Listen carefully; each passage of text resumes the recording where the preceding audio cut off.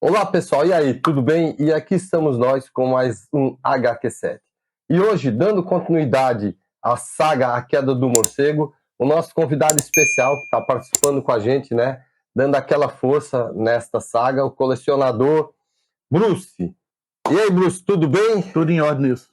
Vamos seguir? Simbora, né? Para mais um HQ7. Isso.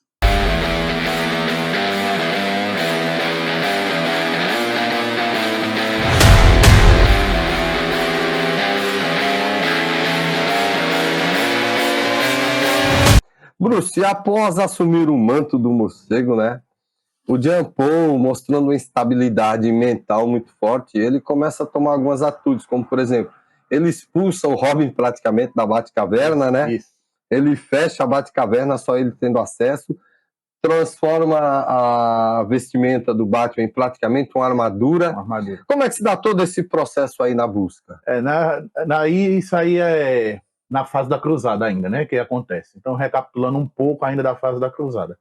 Jean Paul fica cada vez mais instável, né? E mergulha numa espiral de violência e insanidade que beira realmente o total descontrole. Então, depois disso, ele expulsa o Robin, como você falou, e sela a entrada principal da Batcaverna através da mansão e traça uma nova rota de fuga, Pelos né? subterrâneos. Pelos subterrâneos, que é a linha férrea de Gotham. Então, Nilson, depois que ele expulsa o Tim Drake, o Robin, da Batcaverna, ele passa a se isolar cada vez mais, e cada vez mais isso contribui para que o sistema tome mais conta dele, e ele passa sequer a não tirar mais nem a armadura de Batman, né? Entre aspas. A nova armadura que ele utiliza. Então, ele consegue traçar uma nova rota de fuga através do metrô, né? Do metrô da cidade, e isso faz com que ele faça uma modificação também no Batmóvel. Né? Na verdade, a armadura dele, a gente nota, ela passa a ser mais, seria o Batman de Ferro, né? Isso. É uma armadura mesmo, não é mais um uniforme. Mas nesse momento vão aparecer alguns personagens que até então eram desconhecidos na cronologia do Batman, não é isso? Isso. A doutora Shondra, né? A doutora Shondra, e que ela tomava conta do Jake Drake, né? Que é o pai do Tim Drake, do Robin. Então, eles foram sequestrados, e esse sequestro aconteceu quando Bruce Wayne teve sua coluna partida, né? Partida não, lesionada pelo Bane. Então, Bruce Wayne toma como meta sair em busca da doutora Shondra, que era também um interesse amoroso dele. E localizar, por consequência, o Jake Drake, que é o pai do Robin, né? Drake. Isso. Então, com suas buscas pelo mundo, utilizando de suas habilidades de detetive, ele consegue chegar até a Inglaterra, onde Shondra está lá, né, sequestrada, e ele descobre que o sequestrador dela não foi ninguém menos do que o próprio irmão, que é Benedict Esplin, o nome dele. E é uma outra curiosidade aí, né? E a Shondra, depois a gente descobre que ela tem um poder e o Benedict tem outro, né?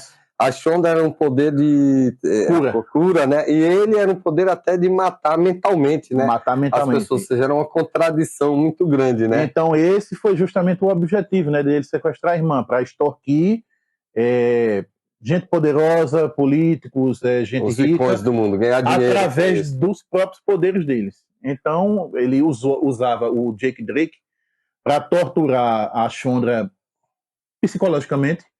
Através do poder dele, ele utilizava no Jake Drake para fazer o Jake Drake sofrer cada vez mais, para que ela se compadecesse da situação do Jake e auxiliasse ele nesse plano maligno, né? No caso, havia uma ligação entre o Drake e a Shondra? Havia algum elo entre eles? O elo era que ela cuidava dele, né? Ela era a cuidadora dele, era como se fosse uma enfermeira. Dele. E a Shondra, ela foi se esconder em Gotham justamente para fugir do irmão, porque o nome dela de batismo é Sandra Asplin.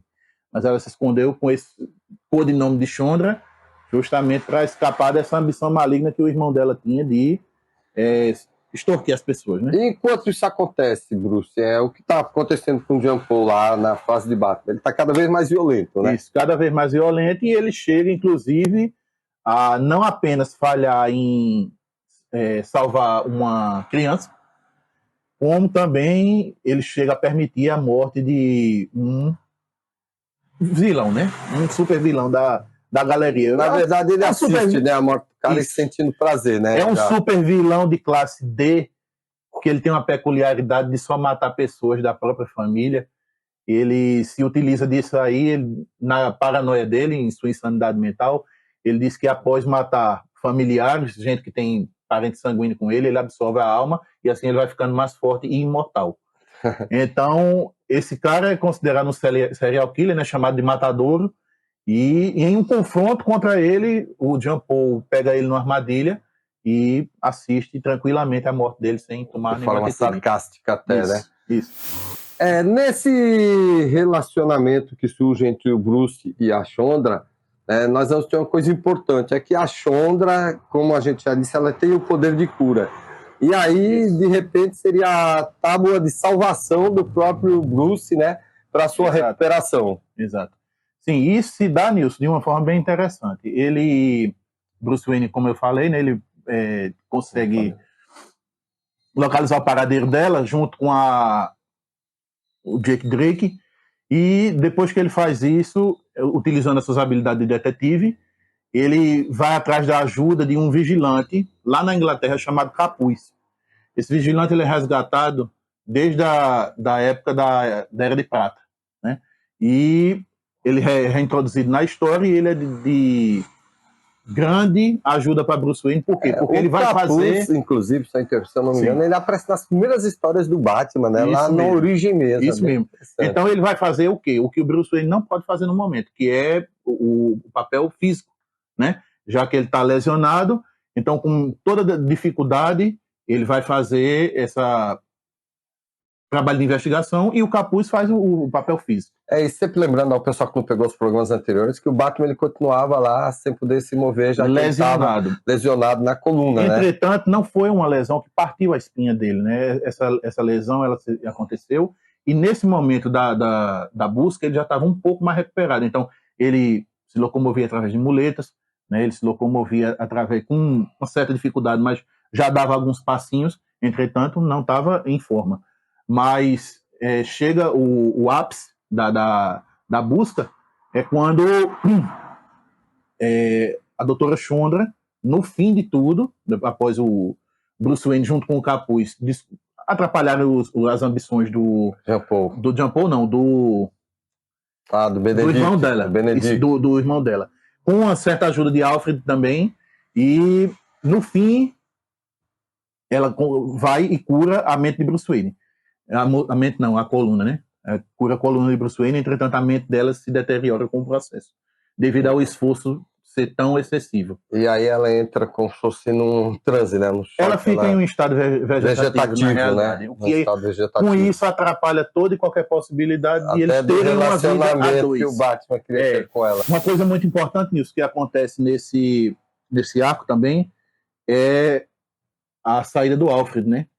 O Alfred que auxiliou bastante o Bruce Wayne nesse arco da busca, mas ele percebe que o filho dele, entre aspas, está se matando, né, com isso. Ele vai se deteriorar no processo e o Alfred toma a decisão de não compactuar com isso. Então ele abandona Bruce Wayne após salvar a Shonda. E é então que o Alfred fica bastante tempo desaparecido das histórias do Batman, só retornando mais uma vez durante mais uma mega saga, Terremoto, né, que vai dar início à Terra de Ninguém.